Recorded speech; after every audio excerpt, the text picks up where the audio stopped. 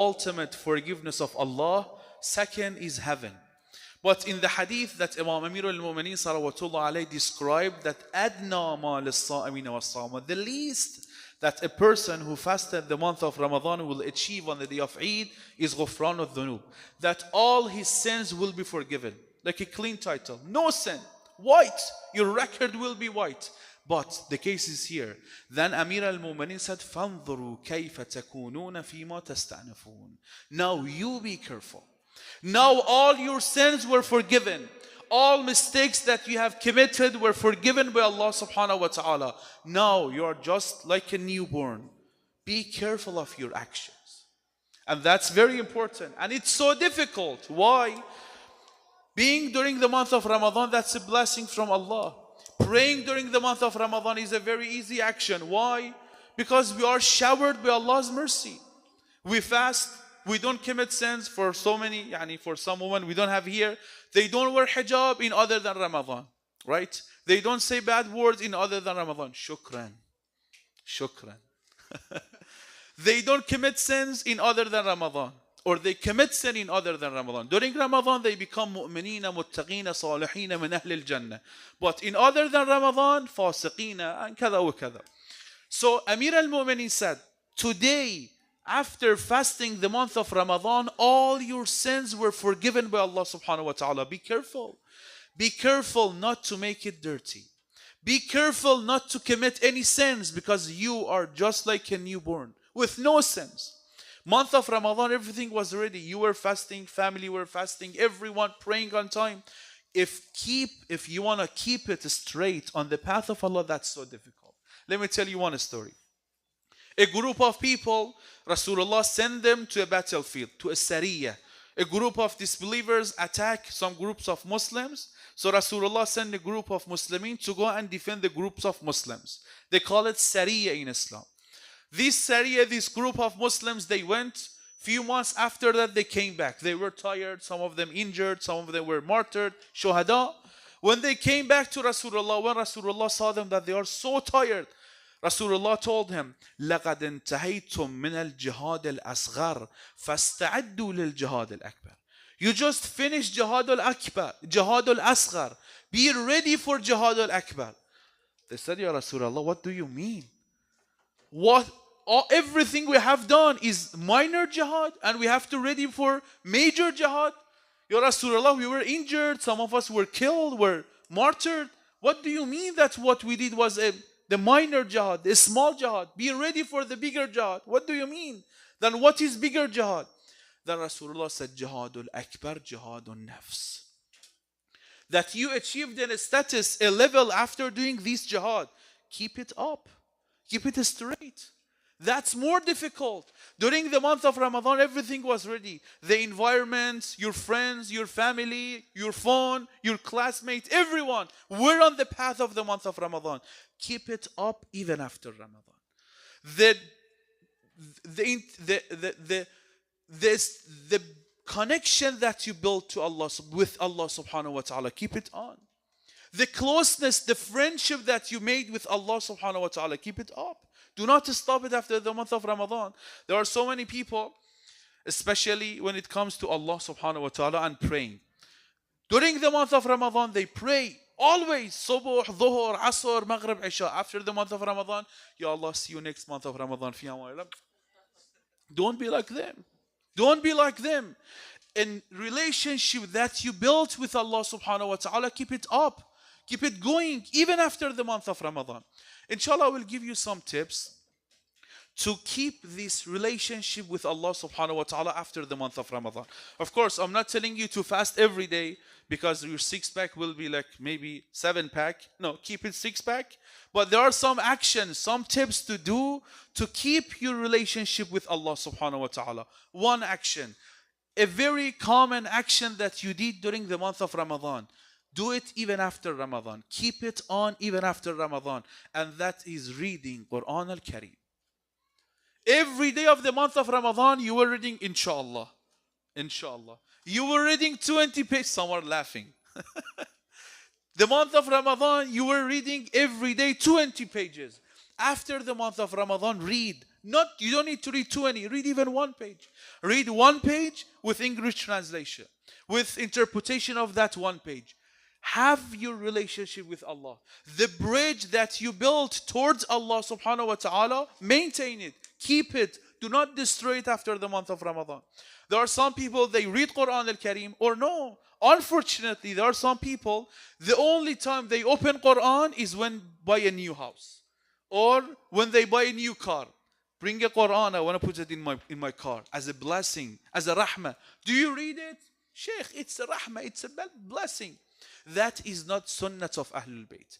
That is not the tradition of Ahlul Bayt alayhimus salam. If you have Quran in your house, read it.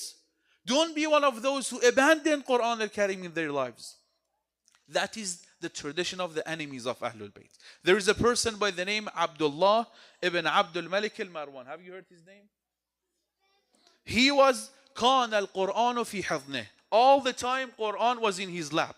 A very great person who memorized Quran al-Karim, Marwan ibn Abdul Malik, who memorized Quran al-Karim, who was reading Quran from beginning till end, from the end till beginning. Very good person. 24/7 he was in the masjid, praying and worshipping Allah. The day he became Khalifa, during the time of Bani Abbas, the day he became Khalifa, he kissed Quran al-Karim and he said, هذا فراغ بيني وبينك. خلاص. I wanted a status in the community between people and I achieved it. This is the barrier between me and في أمان الله. Don't be same as them. Read Quran al-Karim every day. Second tip that we need to do to keep this relationship with Allah even after Ramadan, when you pray inshallah on time, during the month of Ramadan we were praying short du'as. We were reciting short du'as, if you remember. Sometimes Ya Ali Ya Azim, sometimes Allahumma adkhil ala ahli al-qubur as-surur. Keep this tradition alive. Do not stop it. After Rasulullah said, عقيبة كل صلاة دعوة مستجابة. After every prayer that you perform, there is an answered and accepted dua that is guaranteed to be answered by Allah. What do we do after prayer? Assalamu alaikum wa rahmatullahi wa barakatuh. PlayStation. iPhone. Cooking. The is always there. Baba, make a dua. Say something. Say Ilahi al-af. Say Allah Lamborghini Urus. After praying, Rasulullah said, عقيبة كل صلاة دعوة مستجابة. When you finish your salah, don't leave. Make a dua. Say something. Ya Allah, I want to get married. Ya Allah, I want a car. Ya Allah, Ya Allah. And the third thing that we had during the month of Ramadan, and in order to maintain this closeness to Allah, we need to keep this tradition also alive after the month of Ramadan, is our relationship with the houses of Allah, with the Islamic center in our city. There are so many people, inshallah, we don't have it here. When they come, the month of Ramadan, when they see one moon, the moon of the month of Ramadan, they fill up the centers. They come. When they see another moon, which is the moon of the month of Shawwal, they empty the mosques. They leave. That's not the tradition of Ahlul Bayt. In al hadith, Rasulullah said, Allah subhanahu wa ta'ala told me that inna buyuti ala al-ard al-masajid. The houses of Allah on earth are the mosques, the centers, Islamic centers, places that we come, like this place. Do not leave these places. When you go to someone's house, he will host you, right? He will feed you, right? When you come to the house of Allah, to the house of Kareem, to the house of Rahim, for sure Allah will bless you. For sure from the moment that you enter the house of Allah, you will be blessed by Allah subhanahu wa ta'ala. In a hadith narrated from Rasulullah Muhammad sallallahu alayhi wa alayhi, Allahumma salli ala Muhammad. Rasulullah said, Ya Abu Dhar, inna Allah ta'ala yu'tika ma dumta jalisan fil masjid bikulli nafasin tanaffasa fih darajatun fil jannah.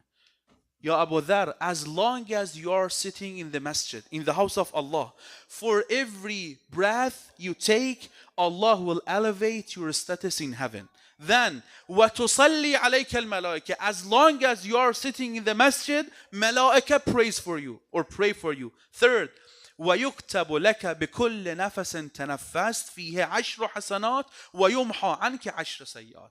For every breath you take, Allah gives you 10 hasana, 10 reward, and Allah forgives 10 sin. As long as you are sitting in the masjid. Respected brothers and sisters, do not leave Islamic centers. I am a Nadir, I am a warner for your next generation. A relationship that you built with Islamic centers, with Iman center, any center, especially here, do not stop it after the month of Ramadan. Here is the house of Allah for your next generation, for your kids. If they are not doing any program, you do a program. You tell them, I want to do a program. I want to have 1, 2, 3, 4. Keep this relationship with the houses of Allah. Before finishing, من لم يشكر المخلوق لم يشكر الخالق.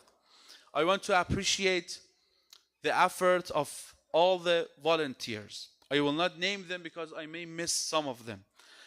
So all the volunteers, all the donors, those who plan these programs, those who organize these programs during these days, inshallah, for their health, لسلامتهم وسلامتكم الذين صرفوا يعني ساعات لهذه البرنامج في هذا الشهر رمضان المبارك لسلامتهم وسلامتكم الذين تبرعوا الذين جاءوا participants تبرعوا ساعدوا شاركوا وكذا وكذا لسلامتهم وسلامتكم صلوا على محمد وآل محمد صلى على محمد.